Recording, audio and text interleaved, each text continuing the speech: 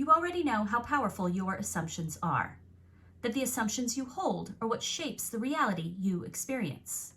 But what happens when those assumptions get hijacked by fear, overwhelm, and the chaos of the world around you? Well, in this video, I'm going to give you 3 powerful tips to help you stay aligned, empowered, and able to manifest even when life feels chaotic. These tools will keep your vision aligned without spiritually bypassing the events that are happening around you. Because you might be like me. It might feel a little inappropriate to act like a Delulu manifester when there are people in our communities suffering. But the truth is, we know that the world keeps turning. And it does not help others or you to shrink your life just because things feel unstable. This isn't about pretending everything is fine.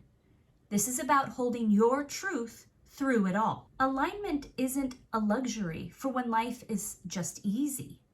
It's a lifeline for when it isn't. But when you stay grounded and aligned, even in chaos, there is still room for your desires to arrive, and your energy becomes part of the healing process. Hi, my name is Allison, and I'm here to help you create the life you desire to experience.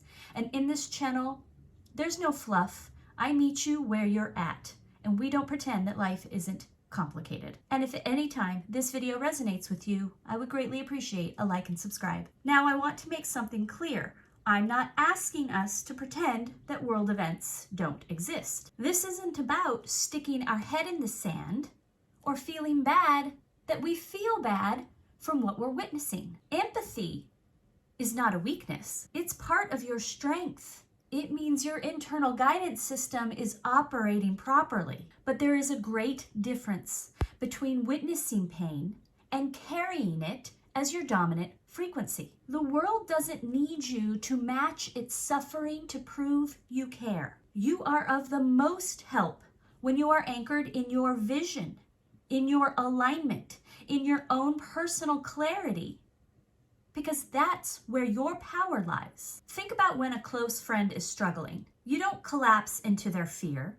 You show up with calm and clarity. You become an anchor, a rock for them to lean on. We know how to be grounded when someone else needs us to be strong. So why do we forget that instinct when the world is falling apart around us? Why do we join in the chaos when we would be best suited to help from remaining detached and grounded? Well, I want you to think of world events like a giant tumbleweed. The tumbleweed picks up momentum not just from what's happening, but from the unconscious energy everyone's pouring into it. That's why it feels so easy to get swept up in it.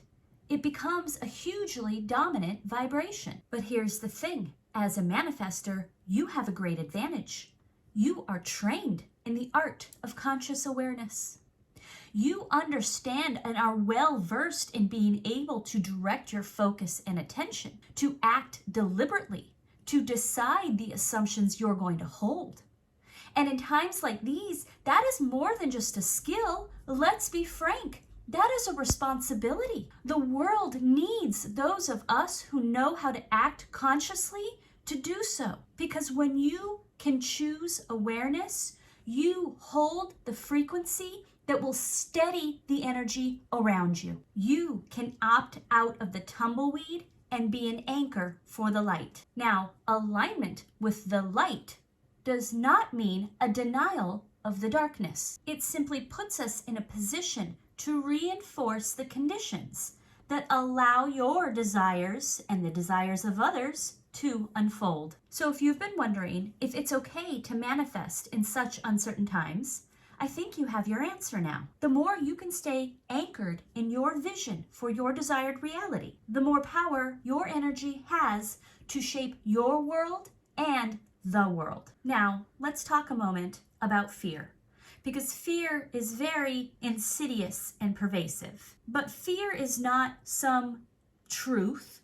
It's simply a frequency, a channel that we can tune out of. Because what fear represents is a giving away of our power. How can I fear the things that are happening out here if I believe I'm the creator of my reality? Instead, to be operating from a position of fear is to be in a waiting or a holding pattern until someone else, something else changes, calms down, looks better, which will then give me the permission to feel better. And we know that's not creating our reality.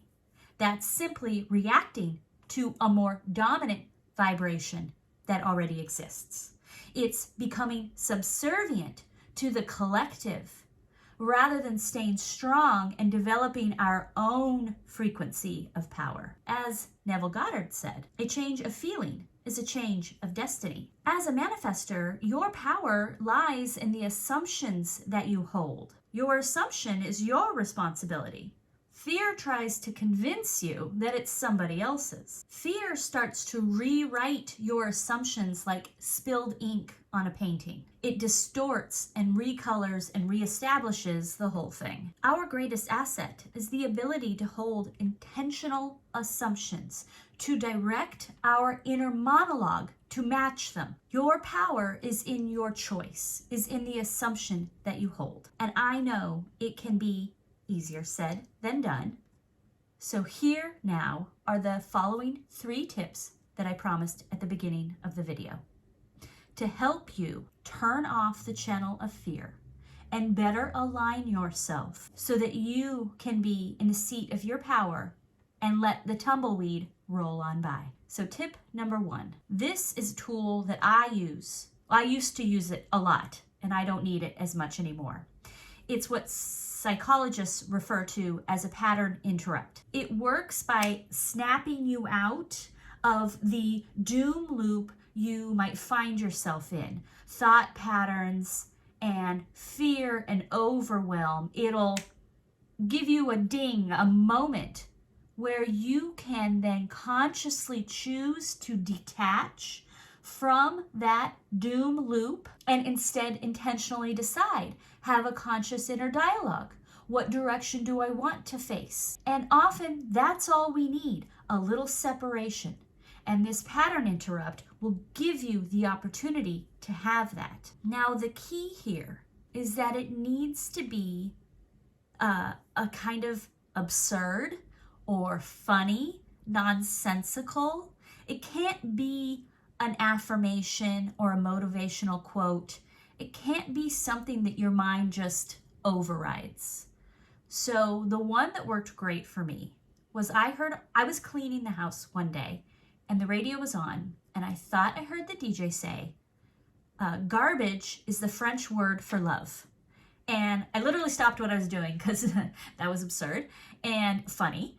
And that just stuck in my mind because it was so wrong, right? And that is what I used when I was feeding anxiety and reading all the news. So I want you to think of something, a song lyric, an inside joke, a meme, something that will work to break the spell of fear long enough for you to remember that you have a choice. Tip number 2. When disaster strikes, it's easy to give our attention to the worst of what's happening. And often our anxiety shows up as hypervigilance. We feel like we need to read every detail, listen constantly to the news to stay informed.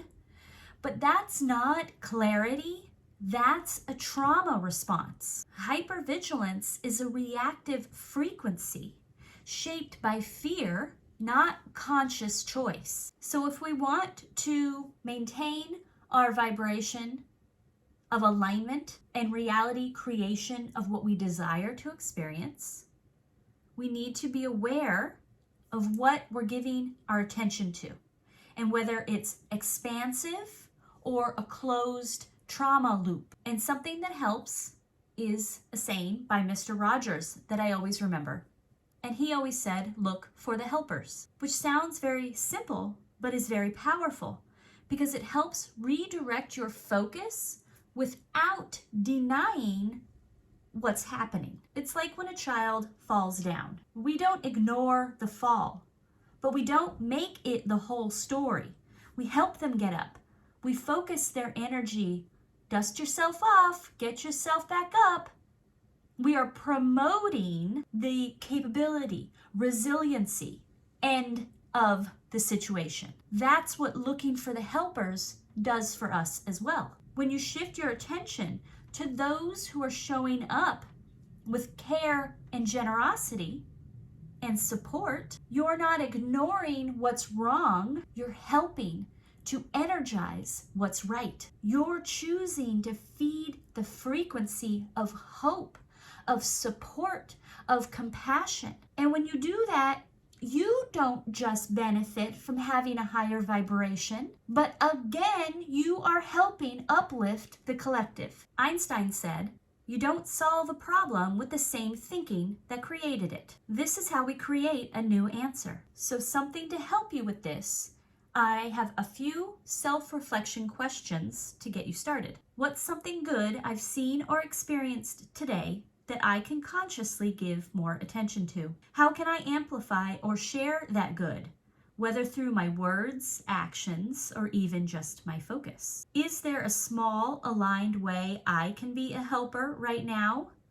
In my state of being, in my community, or online, that honors the energy I want to live in? What assumption can I create and hold that lifts others up and keeps me rooted in the version of the reality I want to help build? You don't have to change the whole world, but you can absolutely influence it with the frequency that you choose to carry. Lastly, tip number 3. You might have clicked on this video because in these very chaotic and uncertain times, it can feel almost more impossible to manifest your great desires. Like your desires are suddenly out of reach or irrelevant. But the truth is, you do not have to wait for everything to calm down to continue on your desired path. It can be even more powerful now as you anchor into a desired reality, which will keep you out of reacting from the reality you don't want to experience. So an easy practice to perform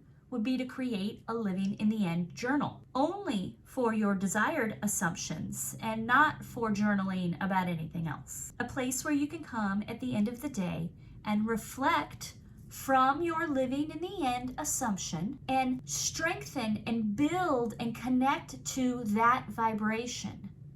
So a sort of recapping your day from living in the end. For example, it could sound something like, I easily paid all my bills this week and still had money left for fun things.